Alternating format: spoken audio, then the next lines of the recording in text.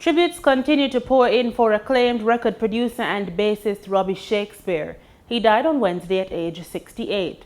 In an official statement, Culture and Entertainment Minister Olivia Grange said, quote, "Robbie's loss will be felt by the industry at home and abroad. He will be sorely missed," end quote. The musician had recently undergone surgery related to his kidneys. He was living in a hospital in Florida before his death. Born Robert Warrendale Shakespeare, he is best known as one half of the reggae rhythm section and production duo Sly and Robbie with drummer Sly Dunbar.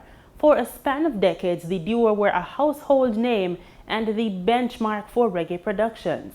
We here at the PBCJ offer sincere condolences to the family and friends of this legendary Jamaican.